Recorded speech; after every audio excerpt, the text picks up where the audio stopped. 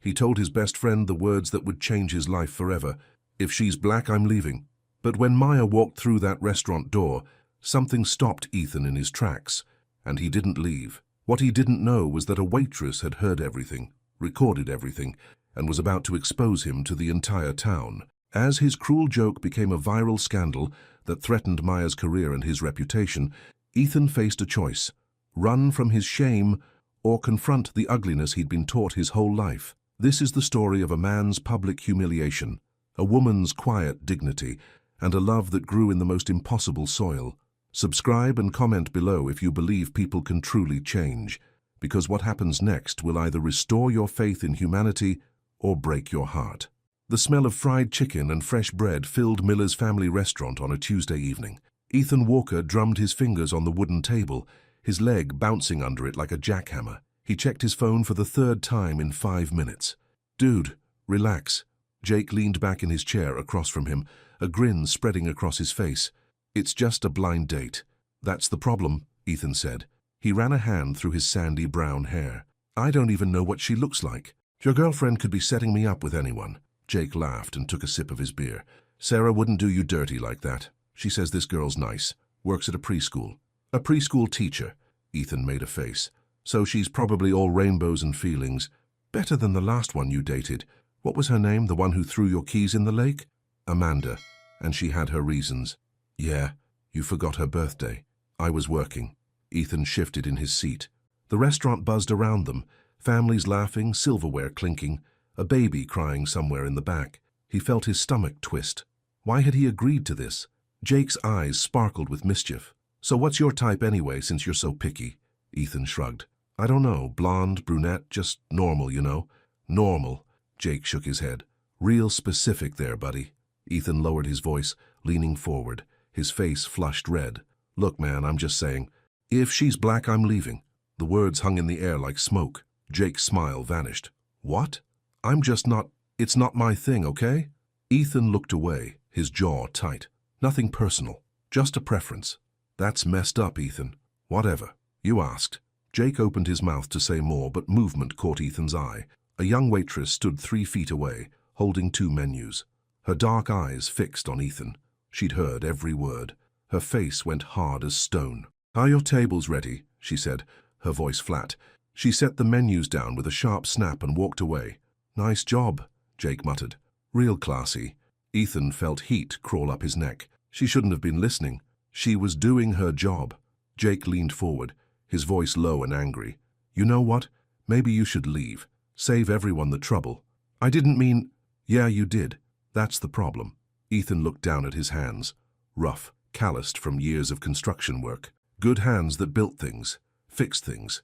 But right now they felt dirty. The waitress walked past their table again, headed toward the kitchen. She pulled out her phone, her fingers flying across the screen. Ethan caught a glimpse of her face. She wasn't just angry, she was disappointed. He'd seen that look before. On his mother's face when he'd gotten suspended in high school. On his boss's face when he showed up late. It was worse than anger. "I should probably go," Ethan said quietly. "Yeah, probably." Jake finished his beer and stood up. "I'll tell Sarah the date's off. You can walk home." "Come on, man, don't be like that." "Don't be like what? Decent?" Jake threw a 20 on the table. "Figure it out, Ethan, before you end up alone." He walked out, leaving Ethan sitting there in the noise and warmth of the restaurant. Families kept eating, couples kept talking, the world kept spinning. But Ethan felt like he'd just broken something important. Morning sunlight poured through the windows of Little Stars Preschool, painting everything gold. Maya Brooks sat cross-legged on the floor, surrounded by 4-year-olds with paint-covered fingers and bright smiles.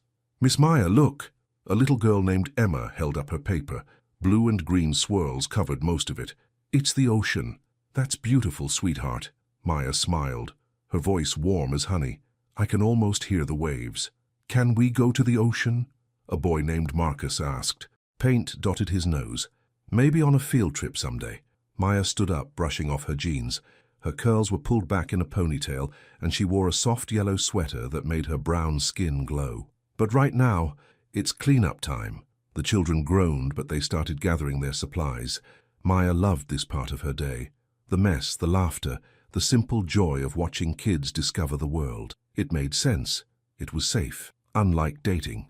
The classroom door opened, and Chloe Rivera walked in, carrying 2 coffee cups from the shop down the street. Her scrubs were wrinkled from a night shift at the hospital, but her smile was wide and awake. "Coffee delivery for the best teacher in town," Chloe announced. The kids swarmed her. "Miss Chloe, hey little monsters." She laughed and handed out the high fives they demanded before making her way to Maya. "Can we talk? Adult stuff." Maya took the coffee gratefully. "Give me 2 minutes." She got the children settled with books in the reading corner, then joined Chloe by the window. Outside, parents were starting to arrive for pickup. "So," Chloe said, her eyes bright, "Sarah's boyfriend has this friend." "No? You didn't even let me finish." Maya sipped her coffee. "I know where this is going. Another blind date. Another disaster. No thank you. This one's different. That's what you said about David." "David was... Okay, that was bad." Chloe winced.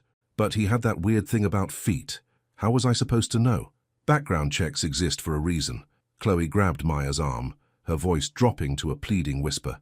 "Come on, Maya. You haven't dated in 8 months. Not since Marcus." The name hit like a slap. Maya's ex. The one who'd promised forever and delivered heartbreak. She looked away, focusing on the kids. Emma was showing Marcus her ocean painting. Simple. Pure. "I'm fine alone," Maya said. "I know you are. You're strong. You're amazing. But you're also lonely." Chloe's voice softened. "I see it in your eyes, girl. You miss having someone." Maya's throat tightened. She did miss it. The goodnight texts, the shared dinners, the feeling of being chosen. But the risk felt too big. Her heart had barely survived the last break. "What if he's terrible?" Maya asked. "Then you leave."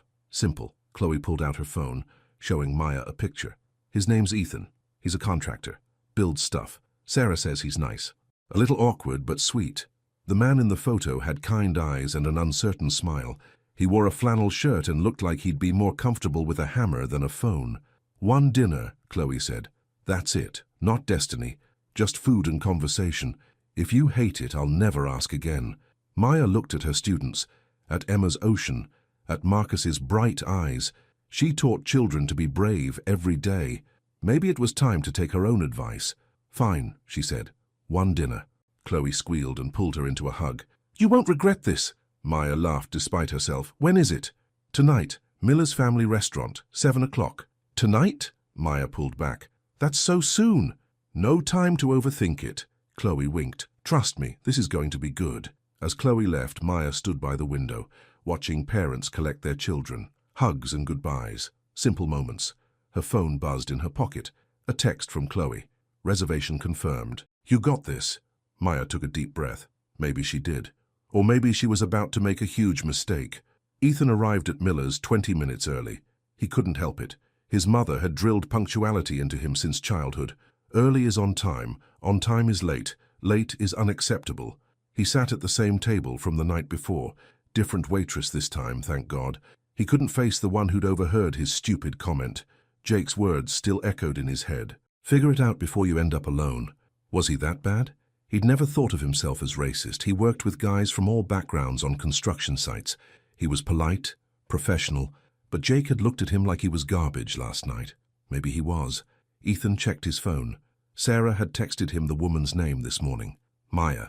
Pretty name. She'd also sent a photo. He'd looked at it once, quickly, then shoved his phone in his pocket. He pulled it out now. His hands felt clammy. The woman in the photo was beautiful. Warm brown eyes, natural hair pulled up, a smile that seemed to light up the screen. She wore a yellow dress and stood in front of what looked like a classroom, and she was black. Ethan's stomach dropped to his knees. His heart hammered. Every terrible word he'd said last night came flooding back. The waitress's disappointed face. Jake's anger. "If she's black, I'm leaving." He stood up. His legs felt weak. He could walk out right now. Text Sarah that something came up. A work emergency. His truck broke down. Anything. But then he'd be exactly what Jake said he was. Ethan sat back down. His mouth felt dry. He ordered a water from the passing waitress. Not the same one from last night, he noted again with relief. His mind raced. Maybe he could get through one dinner. Be polite. Make an excuse after, and never see her again. That's what decent people did, right? The restaurant door opened. Ethan's head snapped up. Maya walked in. She wore a deep red dress that hugged her curves, and her hair fell in soft curls around her shoulders. Gold earrings caught the light.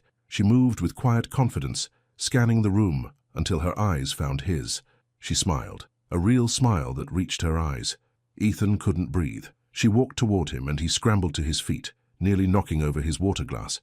His hands didn't know where to go. His mouth wouldn't work. "Ethan?" she asked, her voice like warm honey. "Yeah, yes, hi." He stuck out his hand like an idiot. "Maya?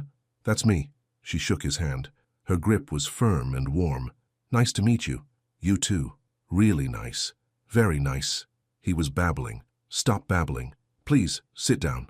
They sat. Maya placed her purse on the empty chair beside her and folded her hands on the table. She looked calm, comfortable, like she did this all the time. Ethan felt like he might throw up. "Chloe speaks very highly of you," Maya said, breaking the silence. "Jake says good things about you too." Ethan's voice came out too loud. He cleared his throat. "I mean through Sarah, you know." "I do." Maya's smile stayed in place, but something flickered in her eyes. Curiosity? Concern? "You okay? You seem nervous." "Just don't do this much. Dating, I mean. Blind dates." He was gripping his water glass so hard, his knuckles went white. "Work keeps me pretty busy." "What kind of work?" "Construction. I run a small company. We do renovations, new builds, whatever people need." "That sounds interesting." Maya leaned forward slightly. "So you build things?" "Yeah, fix things too. Broken decks, bad roofs." He was starting to breathe a little easier. Talking about work helped. "It's good work, honest." "I like that." Maya's smile warmed. "Honest work. I teach preschool, so I'm around honest little people all day. 4-year-olds don't lie very well." Ethan laughed despite himself. "I bet." The waitress appeared. Not the one from last night, he reminded himself for the third time. They ordered. Maya chose the chicken pasta. Ethan got the same thing without really thinking about it. As the waitress left, Ethan noticed another server across the room, the young woman from last night. She was watching their table, her eyes dark and knowing. His blood turned cold. "So tell me," Maya said, pulling his attention back, "why'd you agree to a blind date? Most guys I know run from these things." Ethan forced himself to focus on her warm eyes and easy smile, on the way her voice made him feel like maybe everything would be okay. "Honestly, Jake wouldn't stop bugging me about it." He rubbed the back of his neck. "Said I work too much, need to get out more." "Do you? Work too much?" "Probably." He met her eyes. "What about you? Why'd you say yes?" Maya's smile faltered for just a second. "Chloe can be very persuasive, and I figured, why not? It's just dinner." "Just dinner," Ethan repeated. The words felt hollow. They talked about safe things, her students, his latest project, the weather, surface-level conversation that danced around anything real. But Ethan felt the weight of his words from last night, pressing on his chest like a stone. The food arrived. Ethan couldn't taste it. Maya ate slowly, occasionally glancing up at him with those warm, searching eyes. "You seem distracted," she said finally. "Sorry, He what, terrified, ashamed, drowning in regret? "I'm just not good at this." "At what? Eating?" Maya's lips curved up. "Because you're doing fine." He laughed, a real one this time. "At talking to pretty women in restaurants." "Well, that was smooth." Maya's eyes sparkled. "Maybe you're better than you think." But then the waitress from last night appeared at their table, the young woman with dark eyes and a disappointed face. She held a water pitcher, but she wasn't looking at Ethan. She was looking at Maya. "Can I refill your water?" she asked Maya, her voice careful. "Sure, thank you." Maya held out her glass. As the waitress poured, she leaned down slightly. Her voice dropped to barely a whisper, but Ethan heard every word. "He's the one who said it." Maya's hand froze around her glass. "What?" "Last night. He said if his date was black, he'd leave." The waitress straightened up, her eyes flashing. "Thought you should know." The restaurant noise faded. Everything went quiet except for Ethan's heartbeat thundering in his ears. Maya set down her glass very carefully. Her face went still, not angry, not hurt, just blank, like she'd pulled down a shade over every emotion. "Is that true?" she asked Ethan. Her voice was calm, too calm. Ethan's mouth opened. Nothing came out. "Is it true?" Maya repeated. Yes." The word scraped out of him. "But I didn't know. I didn't mean—" "You didn't mean what?" Maya's voice stayed level, but her eyes blazed. "You didn't mean to be racist? Or you didn't mean to get caught?" "It wasn't like that." "Then what was it like?" She folded her napkin and placed it on the table. Please explain it to me. Ethan felt the walls closing in. Other diners were starting to look. The waitress stood nearby, arms crossed. Jake's voice echoed, "Figure it out." "I was nervous," Ethan said. "I said something stupid." "I'm sorry. You said something hateful." Maya stood up, her dress swirling around her. "And the only reason you stayed is because you didn't want to look bad." "No, that's not. Thank you for your time." Maya picked up her purse. Her hands shook slightly, but her voice stayed steady. "And Ethan, next time you want to be honest, try being honest before someone else has to do it for you." She walked toward the door. Every step was measured, graceful, like she was holding herself together with pure will. Ethan jumped to his feet. "Maya, wait!" She didn't stop. He threw cash on the table and ran after her, dodging tables and startled diners. The cold night air hit him as he burst through the door. Maya was already halfway to her car. "Maya, please!" He jogged to catch up.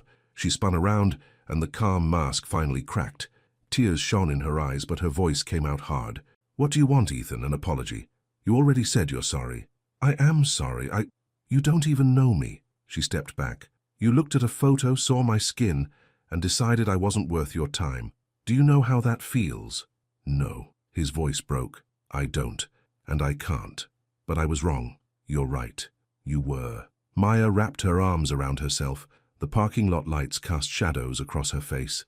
"I've dealt with people like you my whole life. People who smile to my face but say things like that when they think no one's listening. I'm tired, Ethan, so tired. I'm not like that. Aren't you?" She tilted her head. "Because half an hour ago you were planning to walk out on me, weren't you?" He couldn't lie. "Not now." "Yes, thank you." Maya nodded once. "At least that's honest." She turned toward her car again. Ethan watched her go, his heart breaking in ways he didn't know were possible. She'd given him kindness, warmth, a real chance, and he'd been too ignorant to deserve any of it. "I wish I could take it back," he called out. Maya stopped but didn't turn around. "You can't. That's how words work." Her voice drifted back to him on the cool night breeze. "They stay in the world. They hurt people, and you don't get to unsay them. So what do? You think, really think, about why you said it in the first place." She looked back at him over her shoulder. "And maybe next time, you'll do better." She got in her car. The engine started. Ethan stood there on the curb, hands in his pockets as she drove away. The red taillights disappeared around the corner. He'd stayed, just like he'd joked he wouldn't. But staying had only made everything worse. Maya pulled into her apartment complex with tears streaming down her face. She'd held it together in the restaurant, held it together in the parking lot, but alone in her car, she finally let it break. The hurt felt old and new at the same time. How many times had she heard those words in different forms? Too dark, too ethnic, not what we're looking for. She'd built up armor over the years, thick walls to protect herself, but Ethan's words had slipped through cracks she didn't know existed. She sat in the car for 10 minutes crying into her hands. Then she wiped her face, grabbed her purse, and walked up to her second-floor apartment. Inside, she kicked off her heels and collapsed on the couch.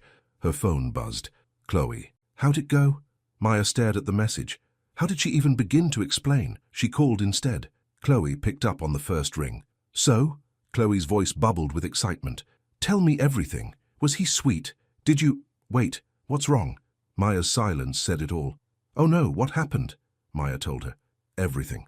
The nice start, the awkward conversation, the waitress, the words that had ended it all. By the time she finished, Chloe was cursing in Spanish. "That pendejo. I'm going to kill him. No, wait, I'm going to kill Jake first for setting this up.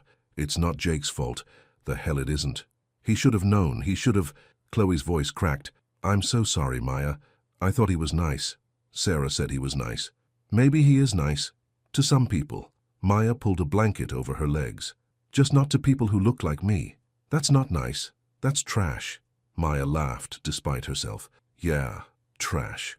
They talked for another hour. Chloe offered to come over, but Maya said no. She needed to be alone, to think, to remember why she'd built those walls in the first place. After they hung up, Maya sat in the dark living room. Outside her window, the city hummed. Cars passed. People lived their lives. The world kept spinning. She'd survived Marcus breaking her heart. She'd survived this too. But God, she was tired. Ethan drove home in silence. His truck felt too small, his thoughts too loud. He kept seeing Maya's face. The hurt in her eyes, the way she'd held herself together even as he'd shattered something between them. He'd done that, his words, his ignorance. At home, he poured a glass of whiskey he didn't drink. He sat on his couch, staring at the wall. His phone buzzed several times. Jake. He ignored it. Around midnight, he finally opened his texts. Jake, Sarah told me what happened. Man, I'm sorry. Jake, I know you're probably feeling terrible. You should. Jake, but if you really want to make it right, figure out why you said it. Don't just feel bad, do better. Ethan set down his phone. Do better. How? He'd apologized. Maya had walked away. What else was there? He thought about his father, the man who'd taught him to use a hammer and fix a roof, who'd also made comments about those people and their neighborhoods. Words Ethan had absorbed like water into wood.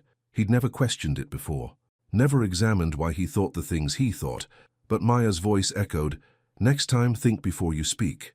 Ethan grabbed his laptop. He didn't know what he was looking for, but he typed anyway. How to unlearn prejudice, how to be better. Articles and videos flooded his screen. Hours of reading. Stories from people who looked like Maya. Their pain, their anger, their exhaustion. By the time the sun rose, Ethan felt like he'd been taken apart and put back together wrong. Or maybe right for the first time. He had to see her, had to try again. Not to fix things, he knew he couldn't do that, but to show her he was listening, that her words had landed somewhere real. Wednesday morning arrived cold and grey. Maya got her students settled with quiet activities, her mind elsewhere. The kids sensed her mood and were gentler than usual. Emma even gave her a hug without being asked. "You okay, Miss Maya?"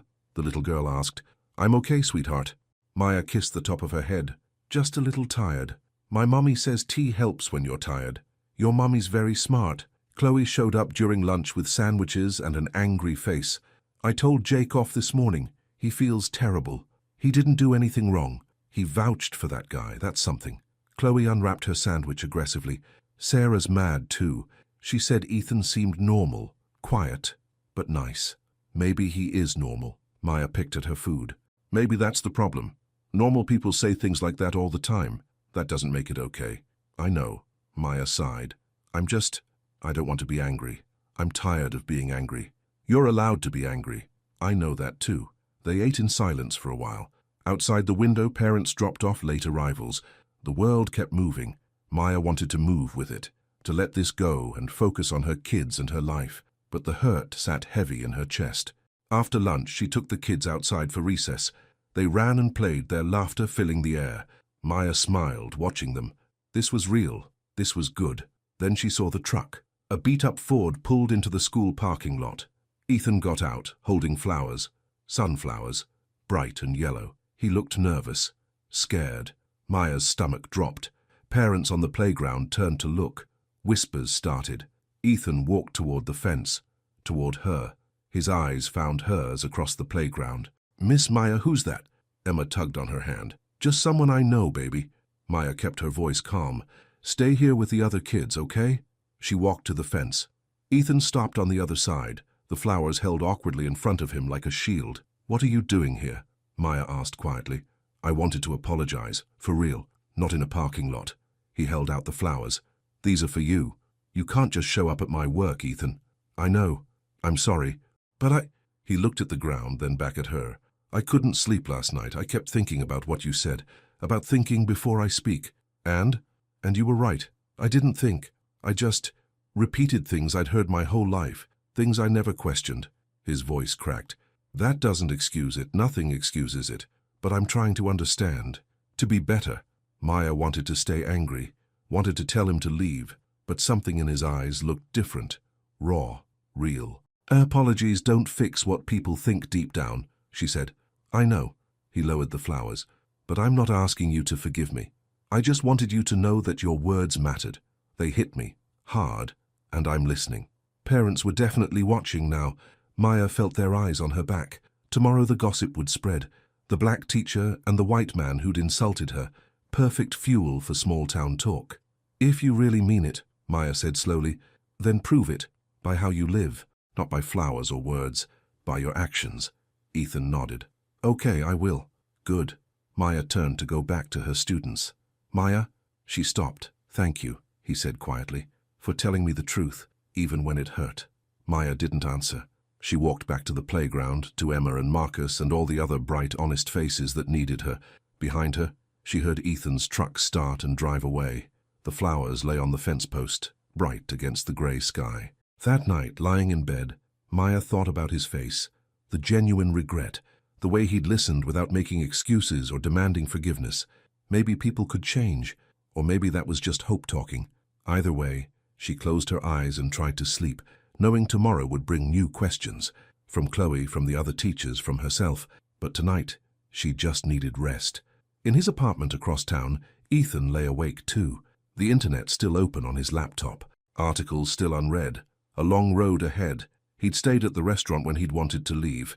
Now he had to figure out why he'd wanted to leave in the first place, and somehow, some way, become someone who deserved a second chance. 2 days passed like weeks. Maya threw herself into work, painting with her students and planning lessons that required all her focus. Chloe called twice a day. Her mother called once, somehow already knowing something had happened. "Baby, you sound tired," Mrs. Brooks said over the phone Thursday evening. "I'm fine, Mama. Don't lie to your mother. What happened?" Maya told her a version of the story. Not all of it, just enough. Her mother listened in that way she had, where silence said more than words. "And now?" Mrs. Brooks finally asked. "Now nothing. It's over." "Is it?" Maya paused, folding laundry in her living room. "What do you mean? You said he came to apologize, that he looked sincere. So? So you're still thinking about him?" "I can hear it in your voice," her mother sighed. "Maya, I'm not telling you what to do. Lord knows you've got a good head on your shoulders, but don't close yourself off completely. Sometimes people surprise us. Sometimes they disappoint us too. Yes, they do, but that's life, baby. We get disappointed, we get hurt, and then we decide if we're going to let that stop us from living." After they hung up, Maya sat on her couch with the laundry basket. Her mother's words circled in her head. She'd built such high walls after Marcus. Maybe too high, but walls kept you safe, didn't they? Friday morning, Maya stopped at Brood Awakening, the coffee shop near the school. She needed something strong to face the day. The whispers at work had started. Nothing direct, but she felt the looks, the questions behind polite smiles. The shop smelled like cinnamon and roasted beans.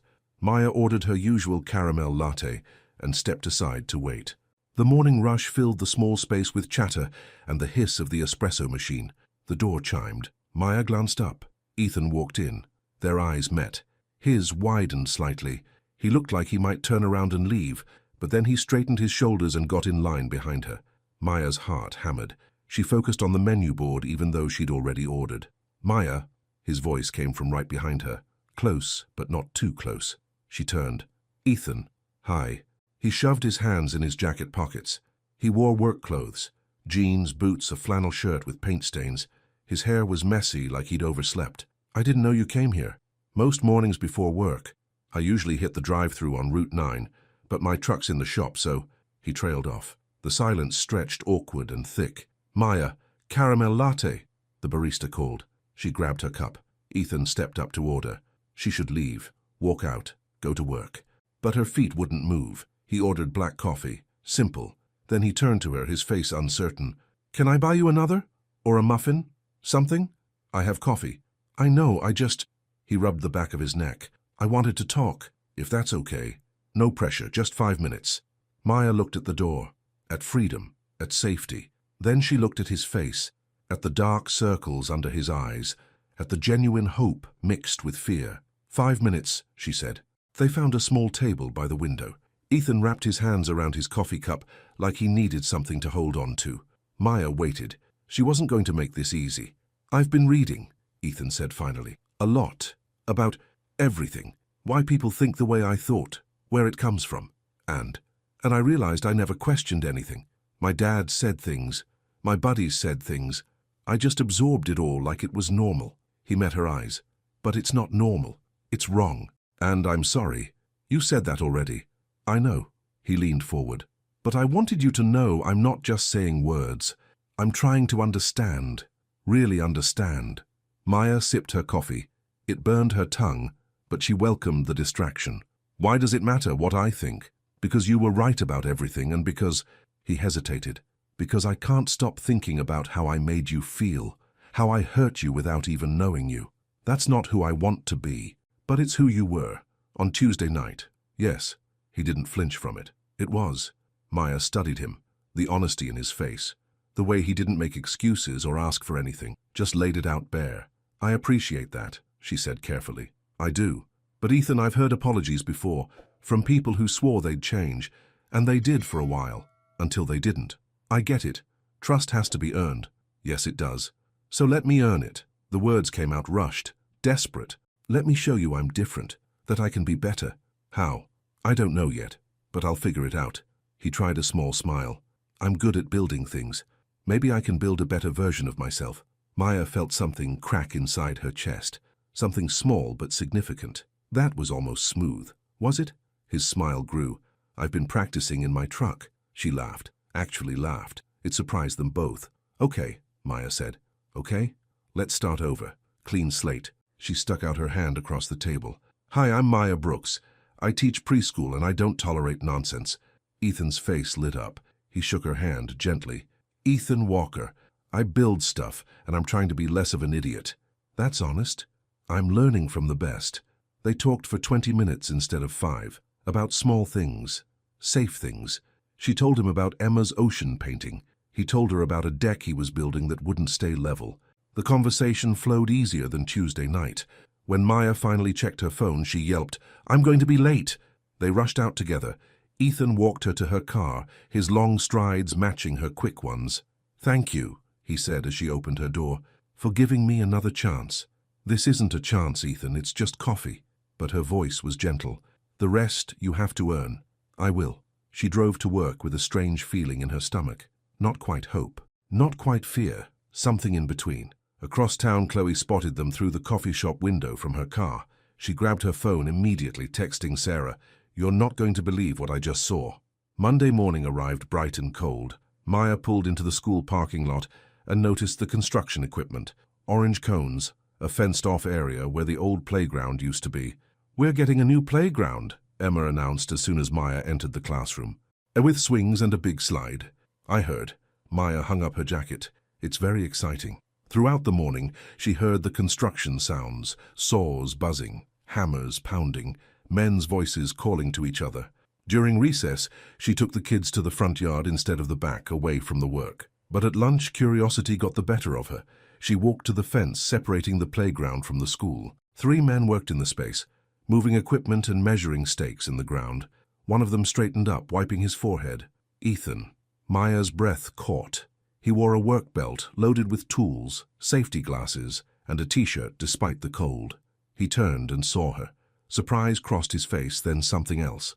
Pleasure. He raised a hand in greeting. She waved back, feeling suddenly silly, like a teenager with a crush. Ethan said something to his crew and walked over. He pulled off his gloves as he approached the fence. Fancy meeting you here, he said. You're building our playground. Walker Construction got the bid last month. I didn't realize this was your school until I saw the address this morning. He grinned. Small world. Very small. Maya looked past him at the torn-up ground. How long will it take? 3 weeks? Maybe 4. We're doing it right. New equipment, rubber surfacing, shade structures. Your kids are going to love it. They already do.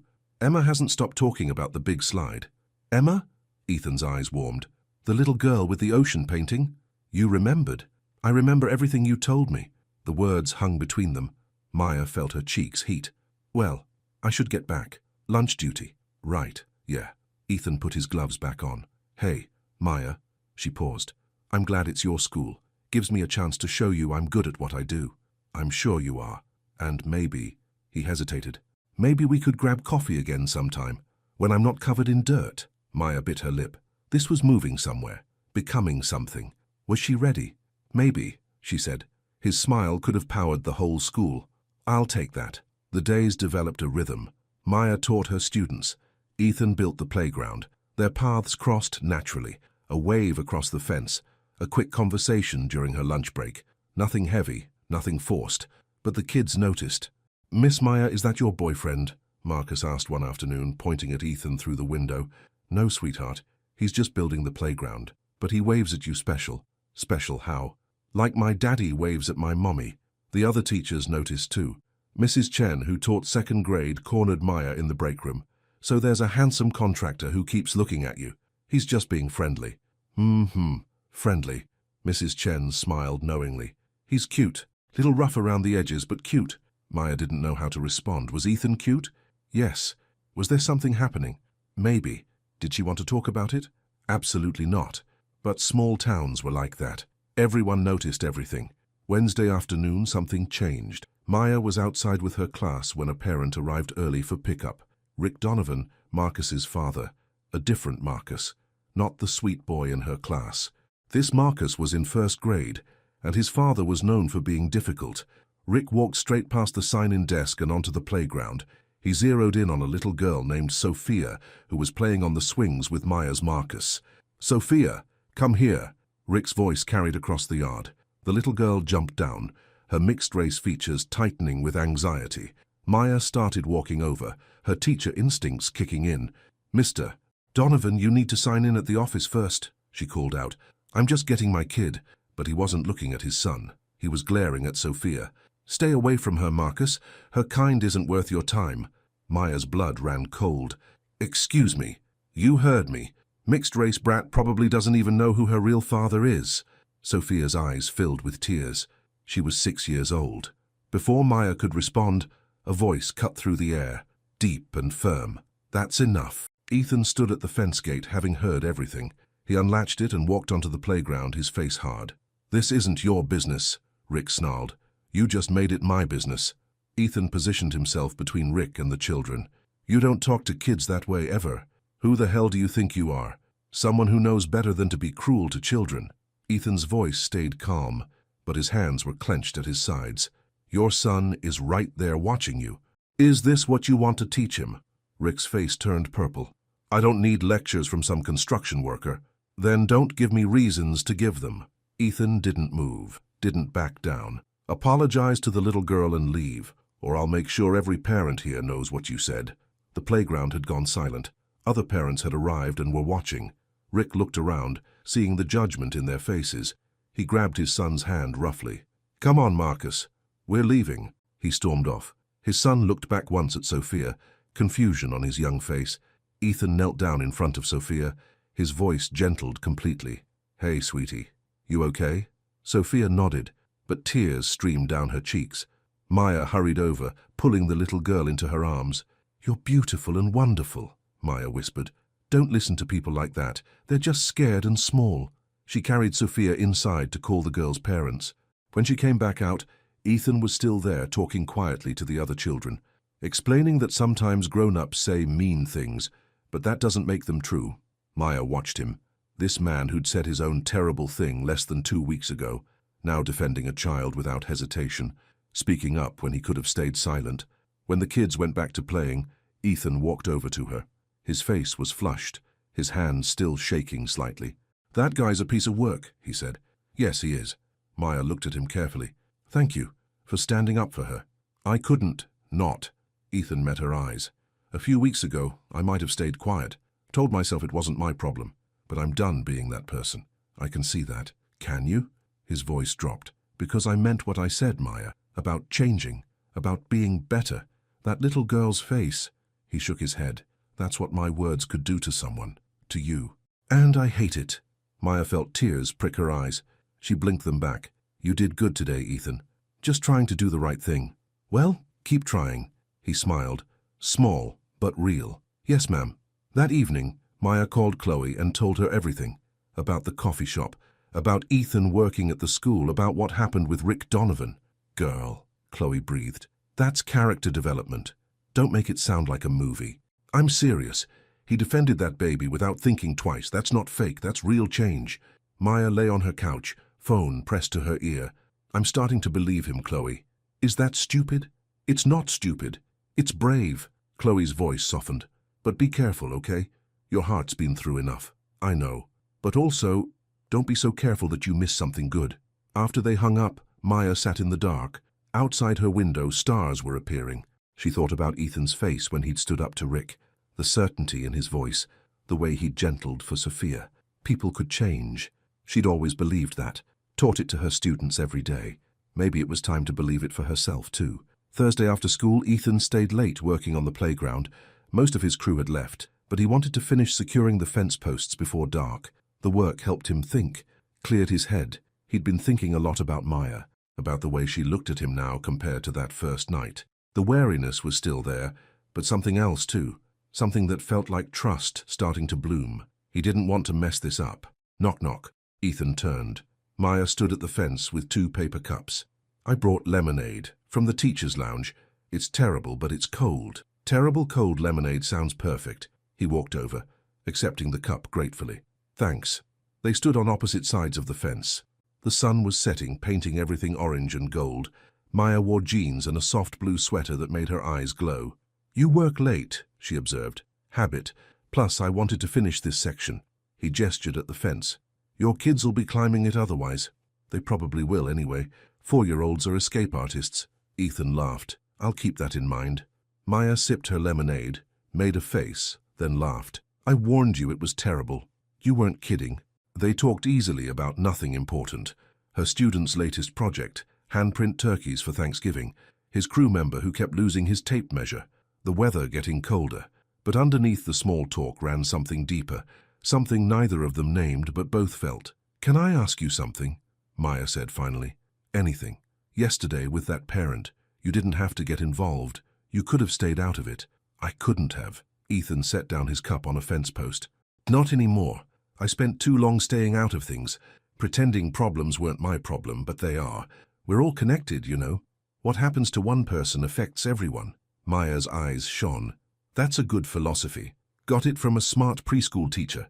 Oh yeah, she sounds wise. She is. Scary smart. And patient.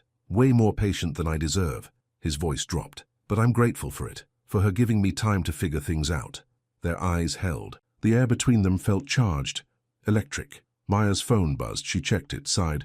That's my mum. I need to call her back. Of course. She started to leave, then turned back. Ethan, tomorrow's Friday. It is. If you wanted to grab actual good lemonade somewhere after work, I'd be okay with that. His heart jumped. Really? Really? But just lemonade and talking. Nothing more.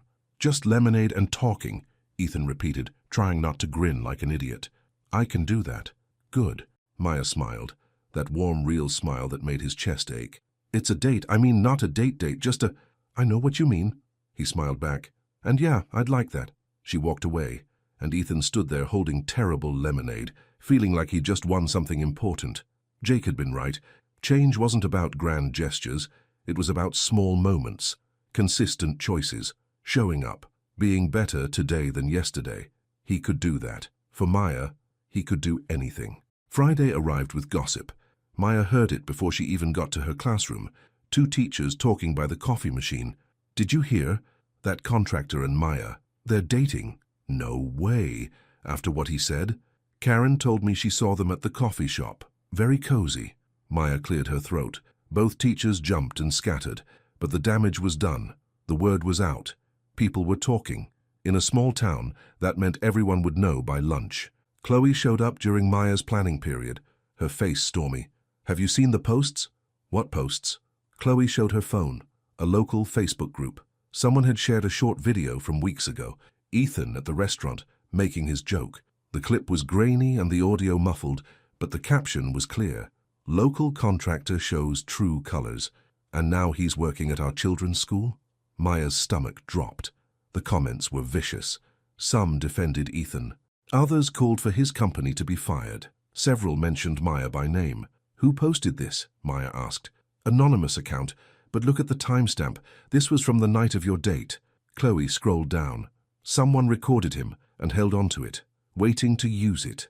Maya felt sick. This wasn't just gossip anymore. This was public, permanent. Her students' parents would see this. Her boss, everyone. What do I do? She whispered. That's up to you, babe. Chloe squeezed her hand. But whatever you decide, I'm with you. Maya spent her lunch break staring at that video, watching Ethan say those words, seeing the casual cruelty on his face. It felt like being stabbed all over again. But then she remembered Wednesday, the way he'd stood up for Sophia, the certainty in his voice when he'd said that's enough. Which Ethan was real? The one in the video or the one she'd been getting to know? Maybe both. Maybe people weren't simple. Maybe change was messy and slow and real all at once. Her phone rang. Ethan. She almost didn't answer, but something made her press accept. Maya, I'm so sorry. His voice was rough. panicked. Jake just showed me the post.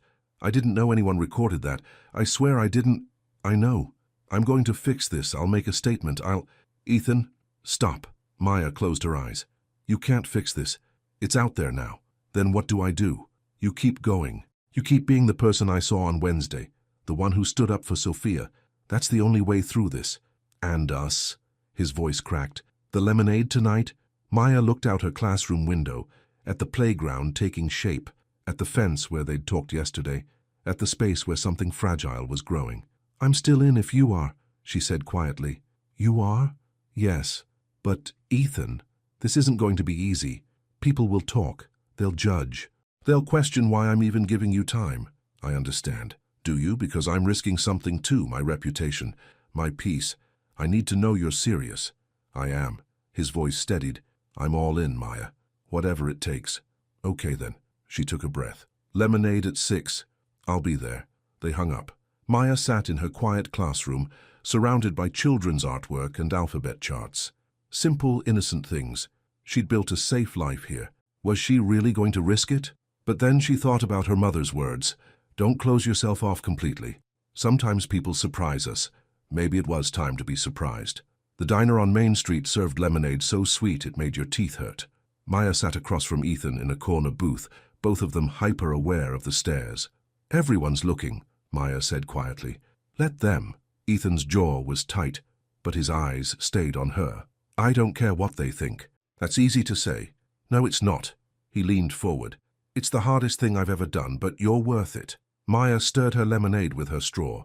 The video had been shared 40 times in the last 3 hours. Her principal had called, asking if everything was okay. Her mother had called twice. Even parents had started texting questions. My boss wants to meet with me Monday, Maya said, about the situation. Ethan's face went pale. Are you in trouble? I don't know. Maybe. She met his eyes. They're worried about the optics. A teacher dating someone who said what you said. I'll talk to them. I'll explain. Explain what? That you've changed in 2 weeks? Maya shook her head. People don't believe in change that fast. Then I'll prove it, however long it takes. A couple at the next table whispered and pointed. The waitress brought their food with a tight smile. The whole town was watching, judging, deciding if Maya was foolish or brave. She wasn't sure herself. Tell me something, Maya said, picking at her fries. When you made that joke, what were you thinking? Ethan flinched. Honestly? Honestly. I was nervous, trying to be funny, and I just said what I'd heard people say my whole life. My dad, mostly. He had opinions about everyone who wasn't like us. Ethan stared at his plate. I never questioned it. I just absorbed it. And now? Now I see how stupid that was. How cruel. Your skin doesn't define who you are any more than mine does. It's just you. Beautiful, patient, kind you. His voice cracked. And I almost missed knowing you because of my own ignorance. Maya felt tears sting her eyes. She blinked them back. This is hard, Ethan. I know. People I respect are questioning my judgment. My mother is worried. My best friend is protective. And I'm sitting here wondering if I'm making a huge mistake. Are you? Maya looked at him. Really looked. At the genuine pain in his face. The way he didn't make excuses or demand forgiveness. Just sat there open and vulnerable, waiting for her verdict. I don't think so, she said softly. But I need you to understand something. I've been hurt before. By someone who promised me everything and delivered heartbreak. I can't go through that again. I won't hurt you. You can't promise that. No one can. She reached across the table, not quite touching his hand. But you can promise to be honest, to keep working on yourself, to not give up when things get hard. I promise all of that. Ethan's hand moved closer to hers. Their fingers brushed. I'm not going anywhere, Maya. They ate in silence after that. A companionable quiet that felt less like ending and more like beginning. Outside the diner window, the sun set in streaks of pink and orange. When they left, Ethan walked her to her car. The parking lot was nearly empty, giving them a moment of privacy. Thank you, he said, for not giving up on me. Thank you for giving me a reason not to. He smiled, that slow, uncertain smile that made her heart skip. Can I see you again? Maybe somewhere less public? Where did you have in mind? The playground? After work next week? Just you and me in the swings. Maya laughed. That's either very sweet or very weird. I'm hoping for sweet. We'll see.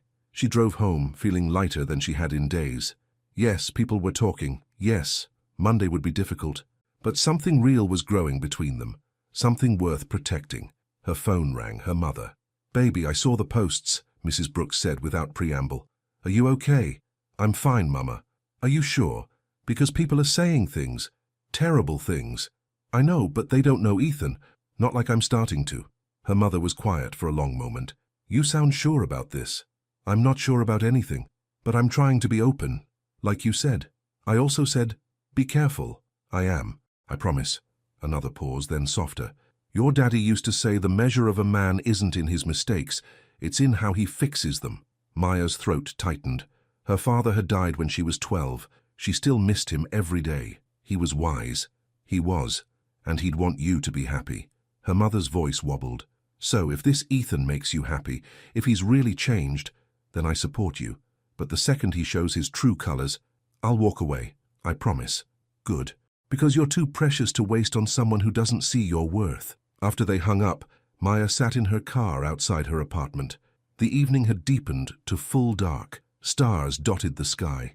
She thought about her father, about his strength and grace, about how he'd always believed in second chances. She hoped she was making him proud. The weekend passed in a blur. Maya avoided social media. She cleaned her apartment.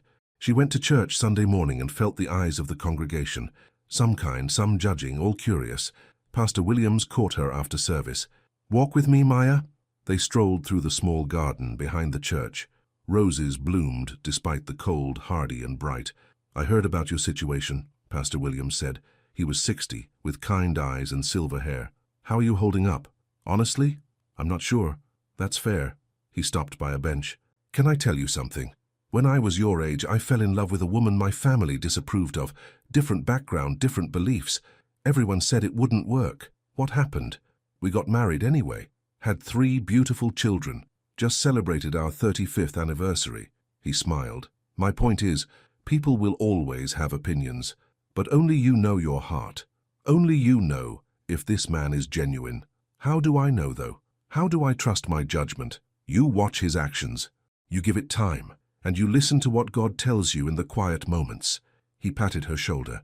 "But most importantly, you don't let fear make your decisions. Fear closes doors. Faith opens them." Maya thought about those words all afternoon. Fear closes doors. Faith opens them. She'd been living in fear since Marcus, afraid to trust, afraid to be hurt again. But Ethan wasn't Marcus, and she wasn't the same woman she'd been 8 months ago. Maybe it was time to open a door. Monday morning brought the dreaded meeting. Maya sat in Principal Harrison's office, her hands folded in her lap. The older woman looked at her with concern and something else. Disappointment, maybe. "Maya, you're one of our best teachers," Principal Harrison said. "The children love you, parents trust you, but this situation is concerning." "I understand." "Do you?" "Because we have parents calling, asking if we're aware of who's building our playground, if we knew about his past statements." Maya's stomach twisted. "Mr. Walker's company won the bid fairly. His past comments, while terrible, don't reflect his current work or character. And your relationship with him? Is that professional?" "We're friends. Getting to know each other. Friends." Principal Harrison didn't sound convinced. "Maya, I'm not telling you who you can or can't date. That's your business. But when it affects the school, it becomes my business too." "I understand. I'm sorry for any trouble this has caused." "I'm not asking for an apology. I'm asking you to be careful, for your sake and the school's." The principal softened slightly. "I believe in redemption. I do. But redemption takes time. Make sure he's earned yours before you risk everything for him." Maya left the office feeling bruised. She taught her classes by rote, going through the motions. The kids sensed her mood and were extra gentle. Even Emma brought her a drawing at the end of the day. "For you, Miss Maya, to make you happy." The drawing showed 2 stick figures holding hands. One had curly hair, one wore a hard hat. "Is this me?" Maya asked, pointing to the curly-haired figure. Emma nodded. "And that's Mr. Ethan. He makes you smile." Out of the mouths of babes. That evening, Ethan texted, "Playground's done. Want to see?" Maya drove to the school. The parking lot was empty, the building dark, but lights blazed in the playground area. She walked around back and stopped. It was beautiful. New equipment gleamed under the security lights. A tall slide, swings with bucket seats for the littlest kids, a climbing structure that looked like a castle, rubber surfacing in bright colors, even a covered picnic area for outdoor classes. Ethan stood by the swings, his hands in his pockets. He'd cleaned up from work, fresh jeans, a button-down shirt. He looked nervous. "What do you think?" he asked as she approached. "It's perfect. The kids are going to lose their minds. That was the goal." He gestured to the swings. "Want to try them out?"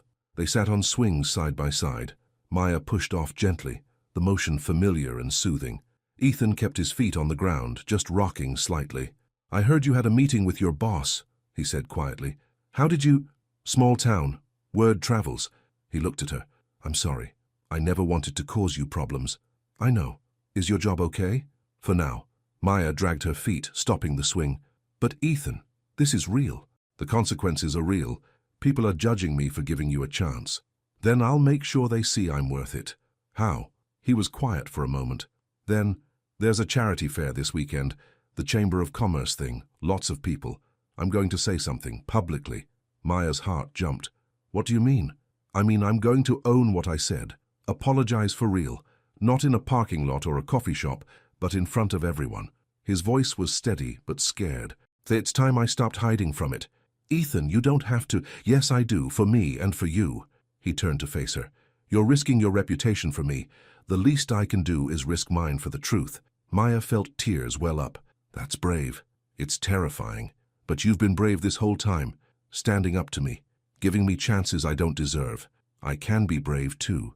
They sat in silence, the playground around them a testament to his work, his care, his ability to build something good. Maybe he could rebuild himself too. "I'll be there," Maya said, "at the fair, to support you. You don't have to. I know, but I want to." Their hands found each other on the swing chains, fingers intertwining, a connection that felt fragile and strong all at once. "Thank you," Ethan whispered. "For what?" "For seeing me, the real me, not just the worst thing I ever said." Maya squeezed his hand. "We all deserve to be more than our worst moment." They stayed there as the night deepened. Two people on swings holding hands in a playground, believing in the possibility of change. Saturday arrived cold and bright. The charity fair filled the town square with booths and laughter. Families wandered between craft vendors and food trucks. A small stage hosted local musicians. Maya arrived with Chloe, both bundled in jackets. They got hot chocolate and walked through the crowd. Maya's stomach churned. Somewhere in this crowd was Ethan, preparing to bare his soul. "You okay?" Chloe asked. "Nervous. For him or for you?" "Both." They found a spot near the stage. Jake appeared, nodding at Maya. "He's backstage, scared out of his mind." "Will he be okay?" Maya asked. "I don't know, but he's doing it anyway." Jake's face was serious. "That's growth, right there." The current band finished their set. The chamber president took the mic, thanking sponsors and volunteers. Then she paused. "We have someone who'd like to say a few words, Ethan Walker." The crowd murmured. People shifted. Maya held her breath. Ethan walked onto the stage. He looked small up there, vulnerable. He held no notes, no prepared speech, just himself. "Hi." His voice cracked over the speakers. He cleared his throat. "I'm not good at this kind of thing, public speaking, but I need to say something." The crowd went silent. "A few weeks ago, I said something cruel, something racist, about a woman I'd never even met." Ethan's hands shook. "Someone recorded it, posted it, and now everyone knows what I said." Maya could hear whispers starting. Chloe grabbed her hand. "I could make excuses," Ethan continued.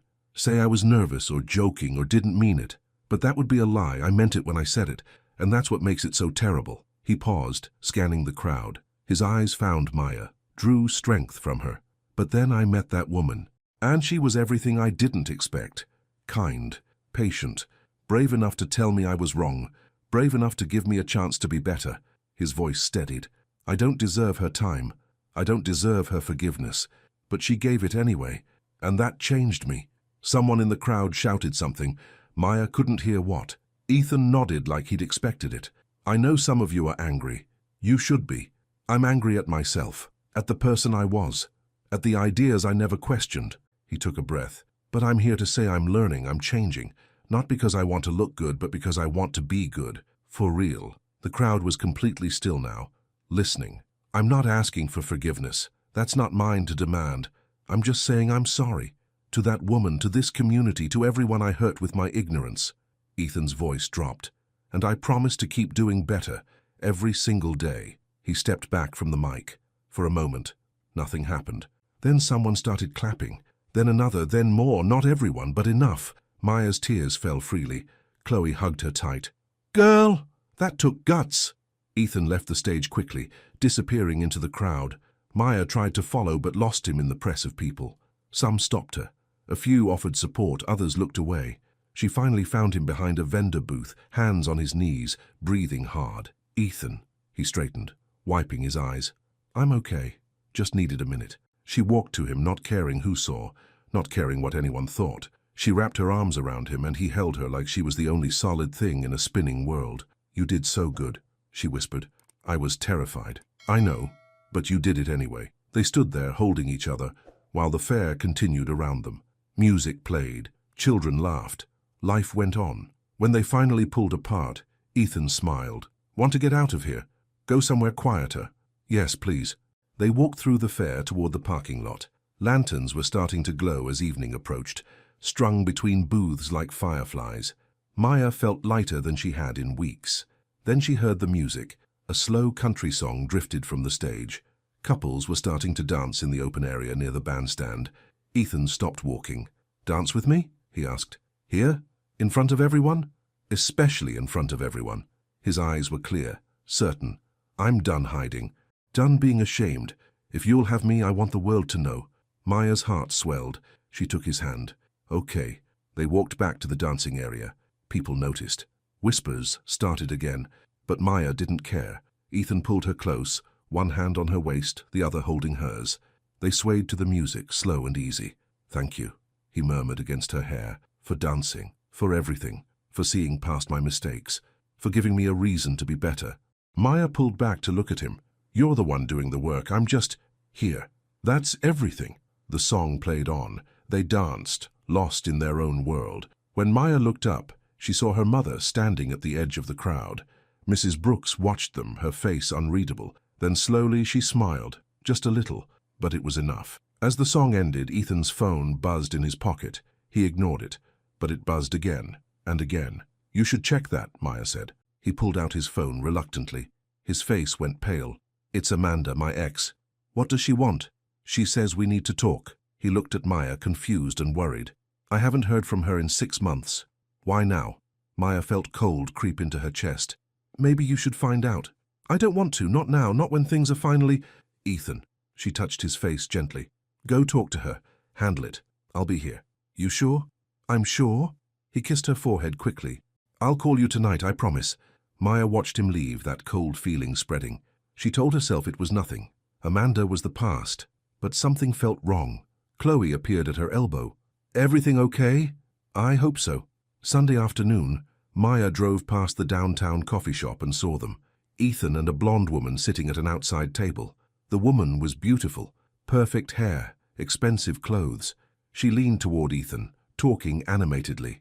Maya's heart stopped. She shouldn't be jealous. Ethan had every right to talk to his ex, but the sight of them together, the woman's possessive body language, made Maya's stomach twist. She drove past without stopping. At home, she stared at her phone. No call from Ethan like he'd promised, no text, nothing. Doubt crept in like fog. What if he'd been playing her? What if the change was all an act? What if Amanda wanted him back, and he said yes? "Stop it," she told herself. "Trust him." But trust was hard when your heart had been broken before. Monday came with no word. Tuesday, too. Maya's calls went to voicemail. Her texts stayed unanswered. At the playground, completed now and full of happy children, she searched for signs of Ethan. But his truck was gone, the project finished. Wednesday evening, Chloe showed up at Maya's apartment with wine and determination. "He's an idiot," Chloe announced. "You don't know that. He ghosted you for 3 days. That's idiot behavior." Maya curled up on the couch. Maybe something happened, maybe he's busy. Or maybe Amanda got her claws back in him. Chloe poured wine. "Either way, you deserve better than silence." Maya knew she was right, but it still hurt. She'd opened her heart, risked her reputation, believed in him, and now he'd disappeared. Thursday afternoon, her principal stopped her in the hallway. "The board wants to meet with you next week, about the situation with Mr. Walker." "Is that necessary? His company finished the work, he's gone."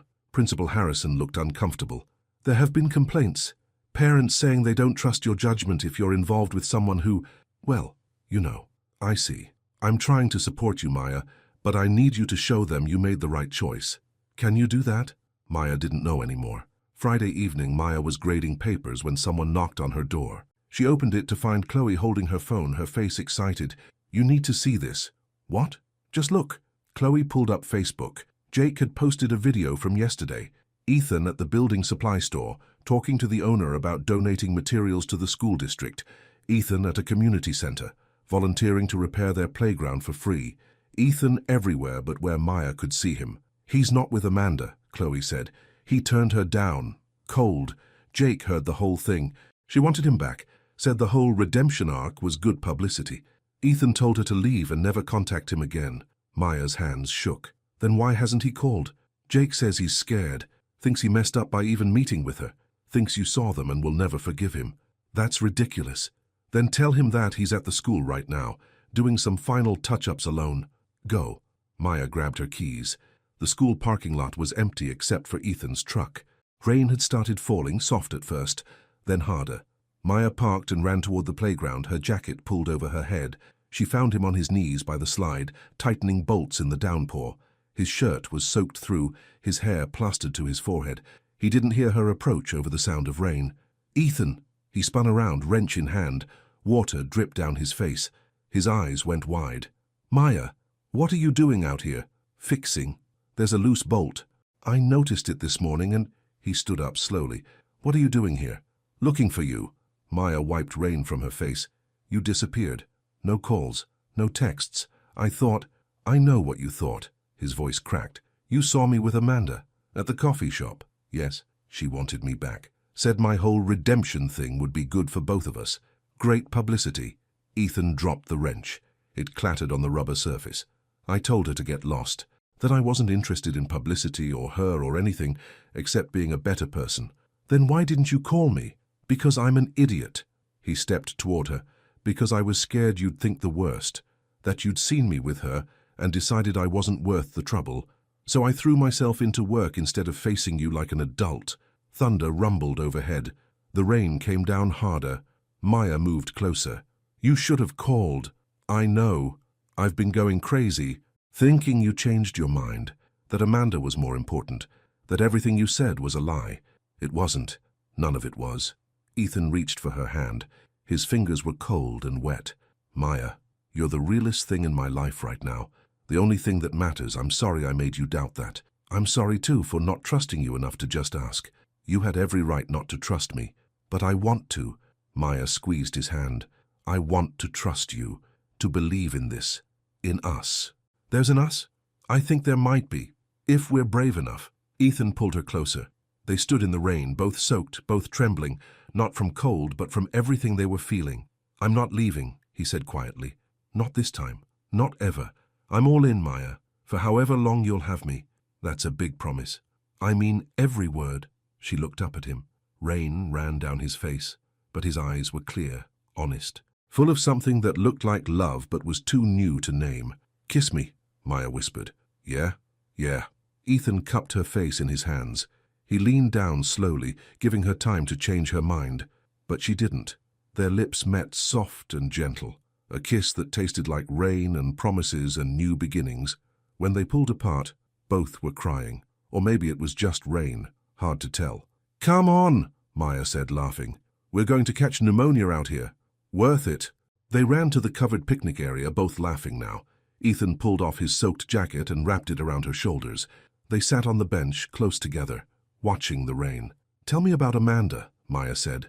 The real story. Ethan sighed. We were engaged 2 years ago.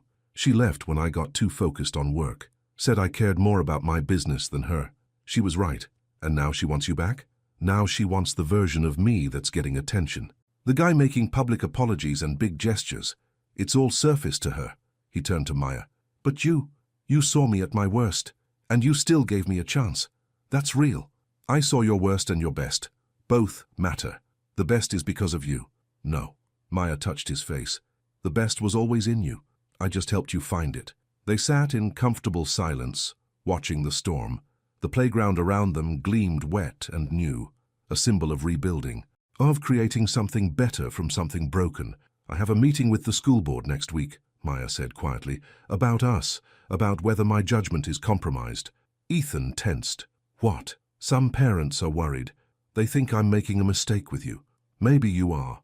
Don't say that. Maya, I don't want to cost you your job, your reputation, everything you've worked for. His voice was anguished. Maybe we should... Don't you dare finish that sentence. Maya grabbed his hand hard. Don't you dare suggest walking away now, not after everything. But your job. I'll figure it out. We'll figure it out. Together. She made him look at her. I'm not giving up on you, Ethan Walker. So don't you give up on us. He kissed her again. Deeper this time. A kiss that said everything words couldn't. When they finally left, the rain had stopped. Stars peeked through breaking clouds. Ethan walked Maya to her car, holding her hand the whole way. Tomorrow, he said. Let me take you somewhere nice, a real date. No diners, no drama, just us. Where? Let me surprise you. Maya smiled. Okay, I trust you. Those 3 words hung in the air between them, heavy with meaning, light with hope. Get home safe, Ethan said. You too. She drove away, watching him in her rearview mirror. He stood in the parking lot, waving until she turned the corner. At home, Maya called Chloe immediately. So? Chloe demanded. Don't leave me hanging. We kissed, Chloe screamed, actually screamed. Girl, finally, how was it? Perfect, wet, romantic. Maya laughed, feeling giddy. He's taking me out tomorrow, a real date. This is happening. This is really happening. I think it is. After they hung up, Maya stood in her bathroom looking at herself in the mirror. Her hair was a mess. Her clothes were damp. Mascara ran down her cheeks. She looked happy. Saturday evening, Ethan picked Maya up at 7. He wore dark jeans and a button-down shirt that made his eyes look impossibly blue. His hair was combed, his beard trimmed. He looked nervous and adorable. You clean up nice, Maya said. You look beautiful. His voice was soft with awe. Really beautiful. Maya wore a deep purple dress and gold earrings. She'd spent an hour getting ready, changing 3 times before Chloe finally told her to pick something and go. Ethan drove them to a restaurant 1 town over. Quiet, intimate. No one who knew them. Just soft lighting and good food and privacy. They talked for hours, about everything. His childhood growing up with a difficult father, her memories of her dad before he died, dreams for the future, fears about the present. What if the board decides against me? Maya asked over dessert. Then we fight it. Together. Ethan reached across the table for her hand. You're an amazing teacher. Anyone who works with you knows that. The parents who are complaining? They don't know you, not really. Some of them do, they're just scared. Of what? Of change. Of things being different than they expected. Maya squeezed his hand. But that's life. Things change. People change. We have to adapt. You're very wise. I'm a preschool teacher. Wisdom comes with the territory. They laughed. Easy and natural. Like they'd been doing this forever instead of just beginning.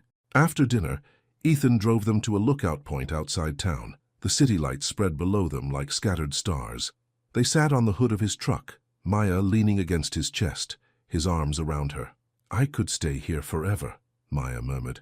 Me too, but we have to go back. Face reality. I know. Ethan kissed the top of her head. But tonight, let's just be here. Just us. No problems. No judgment. Just this. So they stayed, watching the lights, feeling the cool night air, being together in a moment of perfect peace. Monday arrived with Maya's stomach in knots. The board meeting was at 4. She taught her classes in a daze, barely present. Emma noticed. Miss Maya, are you sick? No, sweetheart. Just thinking. About what? Adult stuff. Is it about Mr. Ethan? Marcus says you love him. Maya's heart jumped. Marcus says what? That you love Mr. Ethan. Because you smile when you see him. And love makes people smile. Out of the mouths of babes, indeed. At 4 o'clock, Maya sat before the school board. 5 people who held her career in their hands. Principal Harrison sat to the side, supportive but nervous. Ms. Brooks, the board president began, we've received concerns about your relationship with Mr. Walker. Given his past statements, some parents question your judgment. I understand their concern, Maya said, keeping her voice steady, but I'd ask them to consider growth. Mr. Walker made a terrible mistake. He owned it publicly. He's working to be better. Isn't that what we teach our children, that people can change? Children, yes, but adults? One board member frowned. Patterns of behavior are hard to break. I disagree. I see people change every day. Parents who struggle learning to be patient. Kids who learn to share. Adults who confront their own biases. Maya leaned forward. Mr. Walker didn't just apologize. He's taking action, volunteering, donating materials, standing up for children who face discrimination. Those aren't empty gestures, they're choices. But your personal involvement, my personal involvement is my business, as long as it doesn't affect my teaching, which it hasn't. My students are thriving. Test scores are up. Parent satisfaction was high before this controversy. The only thing that's changed is perception. Another board member spoke up. You're asking us to trust your judgment. Yes, I am, because I've earned that trust. 5 years of excellent evaluations, countless parent testimonials, students who love learning because I make it safe and joyful. Maya's voice strengthened. I'm not asking you to approve of my choices. I'm asking you to judge me by my work, and my work speaks for itself. The room went quiet. The board members exchanged glances. Principal Harrison smiled slightly. We'll need to discuss this privately, the president said. We'll have a decision by tomorrow. Maya left feeling uncertain. She'd said her piece. Now she had to wait. Ethan was waiting in the parking lot. He jumped out of his truck when he saw her. How'd it go? I don't know.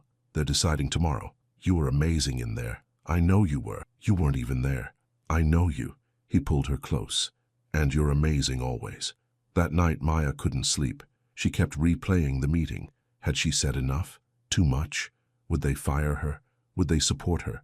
At midnight her phone rang. Her mother. Baby, I know you're awake. How do you always know? Mother's intuition. How are you really? Scared. What if I lose everything? Then you rebuild. That's what we do. We fall. We get back up. We keep going. Her mother's voice was firm. But Maya, I don't think you're going to lose anything. You're strong, you're right, and right usually wins in the end. Usually isn't always. No, but it's enough to have faith in. Tuesday morning dragged. Maya checked her phone constantly.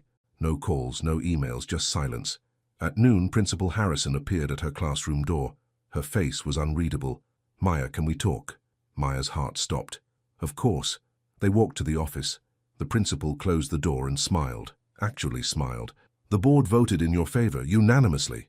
Maya's knees went weak. What? They said your speech reminded them why they hired you.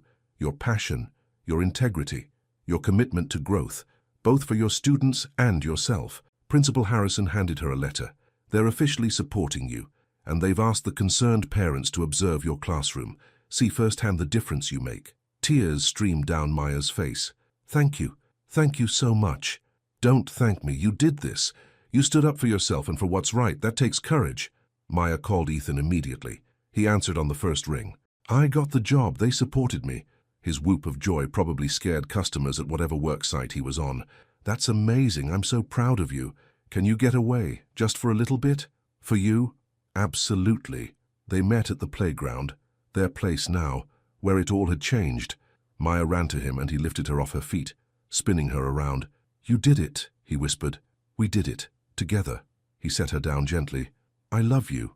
The words hung in the air. Maya's breath caught. What? I love you. Ethan's face was open, vulnerable. I know it's fast. I know we're still figuring things out. But I love you, Maya Brooks. You've changed my life, made me want to be better, made me believe I can be, and I love you for it. Maya's tears came again, happy tears this time. I love you too. His smile could have lit the whole world. He kissed her there in the playground, under the bright November sun, surrounded by the swings and slides he'd built with his own hands. A symbol of rebuilding, of second chances, of love grown from unlikely soil. The following week, the school held a grand opening for the new playground. Families filled the space. Children ran wild with joy. Emma went down the big slide 17 times in a row, counting loudly each time. Maya stood with her students, watching their happiness. Ethan joined her, keeping a respectful distance. They were still careful in public, still navigating boundaries, but they were together. Mrs. Brooks arrived with a basket of cookies. She walked straight to Ethan, her face serious. He stood up straighter, clearly nervous. Mrs. Brooks, it's good to see you. Is it? She looked him up and down. You're the young man who hurt my daughter. Yes, ma'am, I am, and I'm sorry. Let me finish. Mrs. Brooks held up a hand. You hurt her, but then you did something remarkable. You changed, really changed. Not just words, but actions. I've been watching. Her face softened slightly. My husband used to say the measure of a man isn't in his mistakes. It's in how he fixes them. You're fixing yours. Ethan's eyes shone with unshed tears. I'm trying, ma'am. I can see that. And since Maya has chosen you, I suppose I should get to know you. She offered the basket. Cookie? He took one gratefully. Thank you. Don't thank me yet. You hurt her again, and you'll answer to me. But Mrs. Brooks was smiling. Now, tell me about this playground. My daughter says you built it. Maya watched them talk, her heart so full it might burst. Her mother, her man, finding common ground. A tug on her dress made her look down. Emma stood there with that same drawing from weeks ago, the stick figures holding hands. I was right, Miss Maya. He does make you smile. Maya laughed, picking up the little girl. Yes, sweetie, he really does. That evening, Ethan texted, Dinner tomorrow night. I have a surprise. Maya agreed, curious. The next night he picked her up and drove her to Main Street, to Miller's family restaurant, where it all began. Maya's stomach dropped. Ethan, are you sure? Very sure. Trust me. She did. So they walked in together, hand in hand. The same waitress from that first night was working. The young woman who'd overheard everything, who'd told Maya the truth. She saw them and paused. Ethan walked over. I owe you an apology too, for what you heard, for having to carry that burden. The waitress studied him. Then slowly she smiled. My cousin's kid goes to that preschool, Sophia. She talks about Miss Maya all the time, and about how a man stood up for her when someone was mean. She looked at Maya. He stood up for her. That says something. It does, Maya agreed softly. Table for two, the waitress asked. Please. She led them to the same booth from their disastrous first date. But everything felt different now. Lighter. Right. They ordered the same meals. Chicken pasta for both, and they talked and laughed without the weight of secrets between them.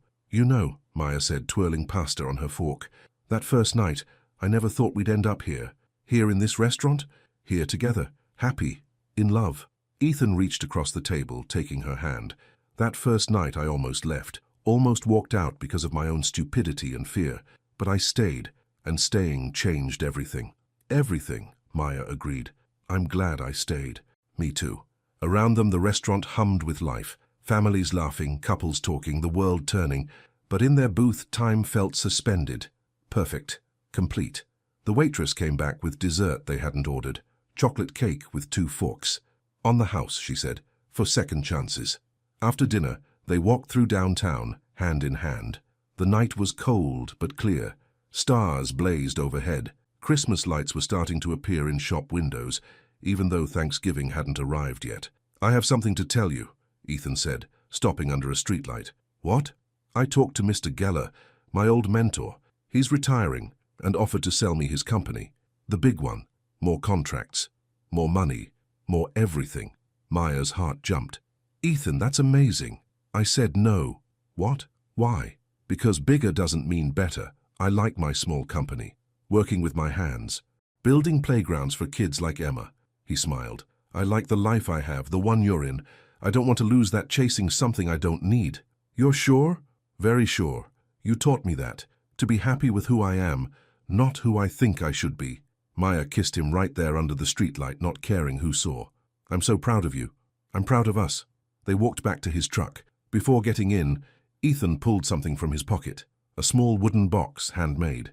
I made this for you, he said, suddenly shy. It's not much, but... Maya opened it.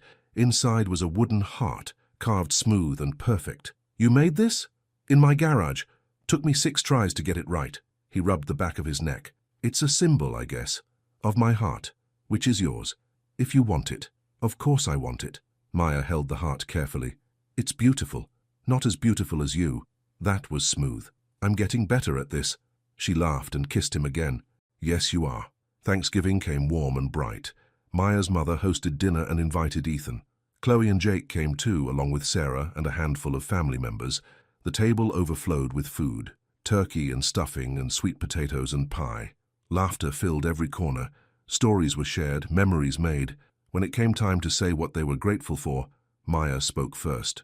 I'm grateful for second chances, for people brave enough to change, and for love that grows even in hard places. Ethan went next. I'm grateful for patience, for people who see past mistakes to the person underneath, and for Maya, who taught me what it means to be truly honest. Mrs. Brooks reached across the table and squeezed Ethan's hand. "Welcome to the family, son." Ethan's voice broke. "Thank you. That means everything." After dinner, they all sat in the living room, too full to move. Ethan and Jake argued about football. Chloe and Sarah planned a double date. Mrs. Brooks showed old photos of Maya as a child. "Look at this one," she said, holding up a picture. "Maya at 4, covered in paint, absolutely filthy." "I was making art," Maya protested. "You were making a mess." "Art is messy," Ethan said, smiling at the photo. "The best things usually are." As the evening wound down, couples paired off. Ethan and Maya ended up on the porch swing, wrapped in a blanket, watching stars appear. "Thank you," Maya said quietly. "For what?" "For not leaving that first night. For staying when it was hard. For choosing to be better. Thank you for seeing me. Really seeing me. Not just the worst thing I said, but the whole person." He pulled her closer. "You saved me, Maya." "No, you saved yourself. I just believed you could." They sat in comfortable silence, the swing creaking gently. Inside, laughter drifted through the windows. Family sounds, home sounds. "I love this," Ethan said. "Being here with you, part of something real." "Me too. Think we'll do this every year, Thanksgiving together?" "I hope so."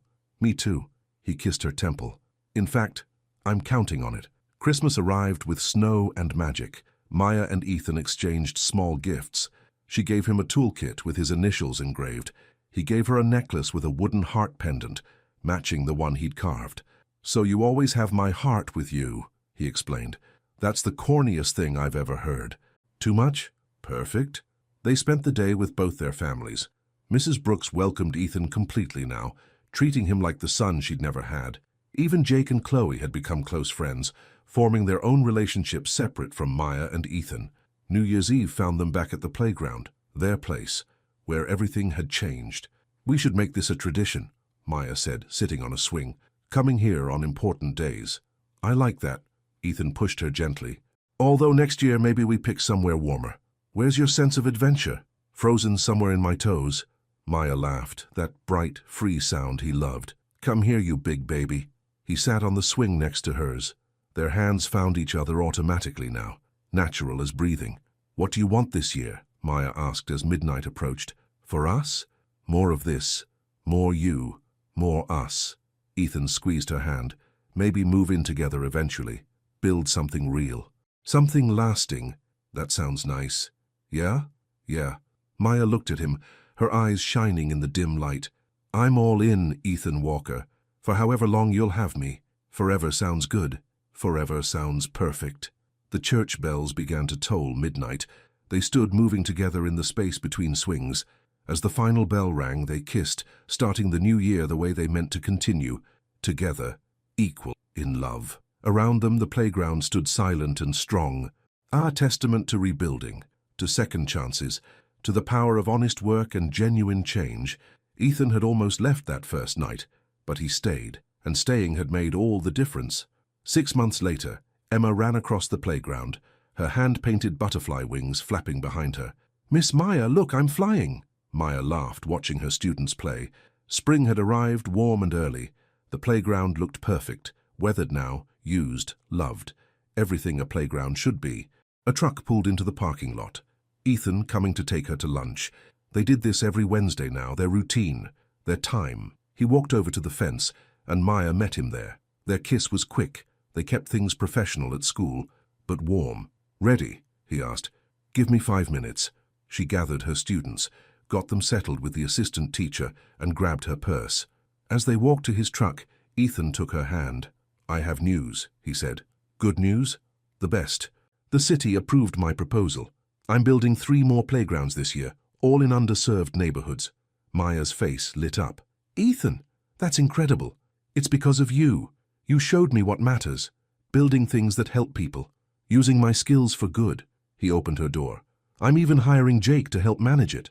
"Jake? But he's a bartender." "He's always wanted to learn the trade. Figured I'd give him a shot." Ethan grinned. "Second chances all around." They drove to their favorite diner, not Miller's but a small place downtown that made incredible sandwiches. As they ate, Ethan seemed nervous. His leg bounced under the table. "You okay?" Maya asked. "Fine. Just thinking. About the future. Our future. Maya's heart skipped. What about it? Ethan took a breath. I know it's only been 8 months, and I know we said we'd take things slow, but Maya, I don't want slow anymore. I want forever. He pulled a small box from his pocket. Not wooden this time. Velvet. Maya's hands flew to her mouth. Ethan! Wait, let me say this. He opened the box. A simple gold ring with a small diamond sparkled inside. I'm not perfect. I mess up. I still have so much to learn, but I love you with everything I am. You made me want to be better, made me believe I could be. Will you marry me? Tears streamed down Maya's face. Happy tears. Joyful tears. Yes. Yes, of course, yes. He slipped the ring on her finger and kissed her hard. The diner erupted in applause. Other customers had been watching, caught up in the moment. Maya laughed through her tears. This is perfect. You're perfect. I'm not, but I'm yours. That's all that matters. They sat there holding hands, the ring sparkling between them, a symbol of promises, of future, of love that had grown despite everything. Emma had been right all along. He made her smile, and she planned to smile for the rest of her life. The wedding was small and perfect. Late summer, in the backyard of Mrs. Brooks's house. White chairs set up on the grass, flowers everywhere, close friends and family only. Emma was the flower girl, taking her job very seriously. Marcus was the ring bearer, almost dropping the rings twice. Chloe stood as maid of honor, Jake as best man. When Maya walked down the aisle on her mother's arm, Ethan's face crumbled with emotion. She looked stunning in a simple white dress, her natural hair adorned with small flowers. The ceremony was short and sweet. Pastor Williams officiated, smiling the whole time. Do you, Ethan Walker, take Maya Brooks to be your lawfully wedded wife, to love and cherish, in good times and bad, for as long as you both shall live? I do, forever. And do you, Maya Brooks, take Ethan Walker to be your lawfully wedded husband, to love and cherish, in good times and bad, for as long as you both shall live? I do, always. Then by the power vested in me, I pronounce you husband and wife. Ethan, you may kiss your bride. And he did, soft and sweet and full of promise. As they walked back up the aisle together, Maya whispered, no regrets, not a single one. Even about that first night? Ethan paused, considering. Especially about that first night, because it led to this, to us, and I wouldn't change a thing. The reception was filled with laughter and dancing and joy. Mrs. Brooks cried happy tears. Chloe gave a toast that was equal parts funny and touching. Jake told embarrassing stories about Ethan that made everyone laugh. As the sun set, Ethan and Maya snuck away to the front porch, their quiet moment before rejoining the celebration. How do you feel? Ethan asked. Happy, loved, complete. Maya leaned against him. You, like I'm exactly where I'm supposed to be. With me, always with you. They kissed, as the sky turned orange and pink and purple, their future stretching out before them like that sunset, full of color and light and beautiful possibility. Ethan had almost left that first night, but he stayed, and staying had brought him home, to Maya, to love, to the man he was always meant to be. Epilogue. 2 years later. The grand opening of Walker Community Playgrounds drew a huge crowd. Ethan had built 20 playgrounds now, all in neighborhoods that needed them most. His company had grown, but he'd kept it small and personal. Quality over quantity. Maya stood beside him, their 1-year-old daughter Grace on her hip. The little girl had her mother's eyes and her father's smile. Dada! Grace pointed at the playground. That's right, baby. Daddy built that. We built that, Ethan corrected, pulling Maya close. Together, like everything else. The mayor gave a speech. Parents thanked Ethan. Children immediately invaded the new playground, their laughter filling the air. Emma, now 7, ran up to Maya. Mrs. Walker, can I play with Grace? Of course, sweetie. Emma took Grace's hand gently. Come on, baby Grace. I'll show you the baby swings.